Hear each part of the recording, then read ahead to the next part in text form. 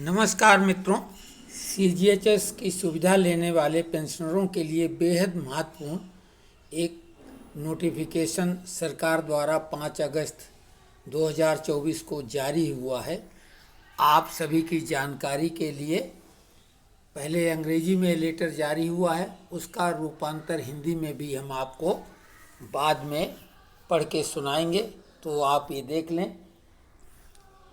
Reiteration of the guidelines issued by Ministry of Health and Family Welfare (CGHS) and Director General of Health Services.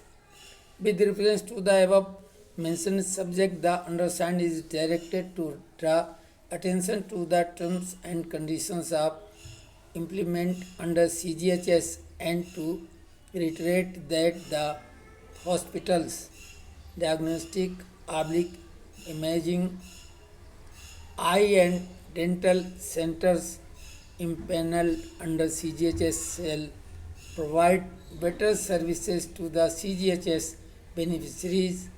The following instructions are to be followed strictly by all SCOs impaneled under CGHS Delhi/NCR, failing which necessary action will be initiated in accordance with the MOA.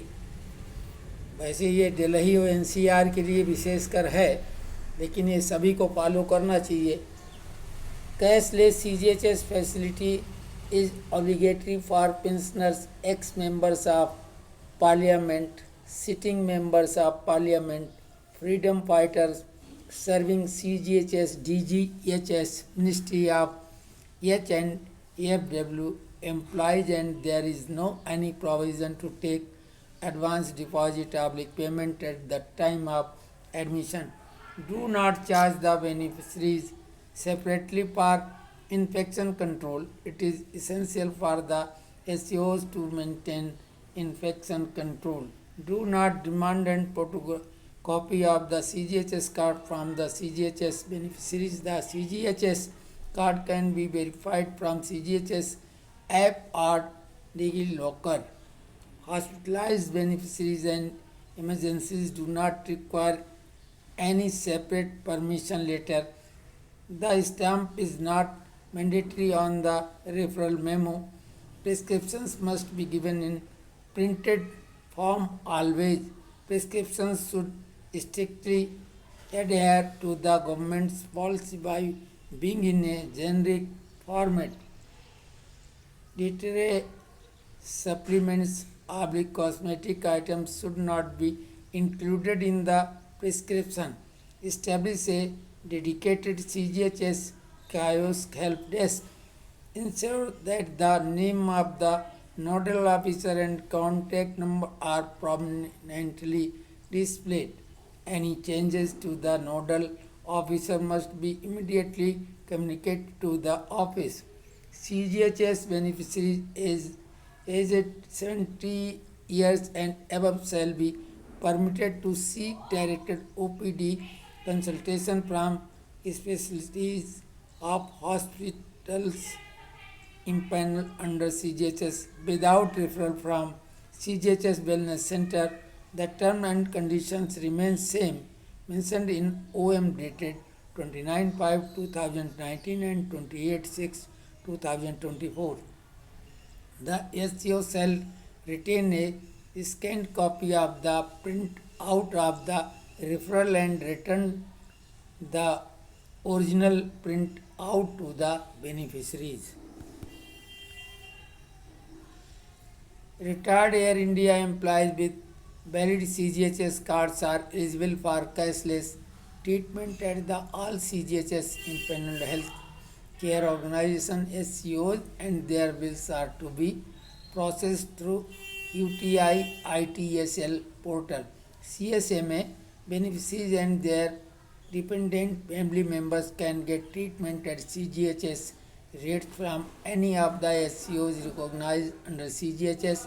Bills to be verified and signed by the pensioners beneficiaries at the time of discharge. The same shall be uploaded on NHA portal. The guidelines issued by OM dated 28/6/2024 stated at point B within bracket to applicable to hospitals, dental and eye care center only. In case CGHS beneficiaries want to get the test done in any other independent diagnostics imaging centers, then the test prescribed advised by the specialists of private independent HCOs must be endorsed by the CGHS Wellness Center.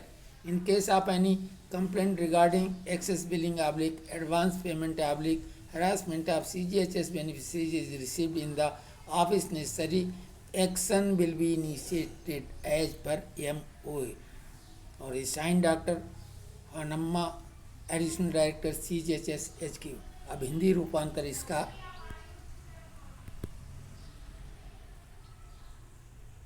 5 अगस्त का ये letter स्वास्थ्य और परिवार कल्याण मंत्रालय का, ये 5 अगस्त का letter. विषय स्वास्थ्य एवं परिवार कल्याण मंत्रालय CGHS और निदेशालय द्वारा जारी दिशा निर्देशों की पुनरावृत्ति स्वास्थ्य सेवाओं के जनरल उपयुक्त विषय के संदर्भ में अध्यवस्थाक्षरी को CGHS के तहत पैनल में शामिल होने के नियमों और शर्तों पर ध्यान आकर्षित करने और ये दोहराने के लिए निर्देशित किया जाता है कि CGHS के तहत पैनल में शामिल अस्पताल, डायग्नोस्टिक इमेजिंग, नेत्र और दंत चिकित्सा केंद्र CGHS लाभार्थियों को बेहतर सेवाएं प्रदान करेंगे। CGHS दिल्ली NCR के तहत पैनल में शामिल सभी SCO को निम्नलिखित निर्देशों का सख्ती से पालन करना होगा। ऐसा न करने पर MOA के अनुसार आवश्यक कार्रवाई शुरू की जाएगी। नंबर 1 इसलिए CGHS सुविधा पेंशन भोगियों, पूर्व संसद सदस्यों, मौजूदा संसद सदस्यों, स्वतंत्रता सेनानियों, सेवारत CGHS/DGHS/H&FW मंत्रालय के कर्मचारियों के लिए अनिवार्य है और प्रवेश के समय अग्रिम जमा भुगतान लेने का कोई प्रावधान नहीं है। नंबर 2 संक्रमण नियंत्रण के लिए लाभार्थियों से अलग से शुल्क न लें। HCO के लिए संक्रमण नियंत्रण बनाए रखना आवश्यक है।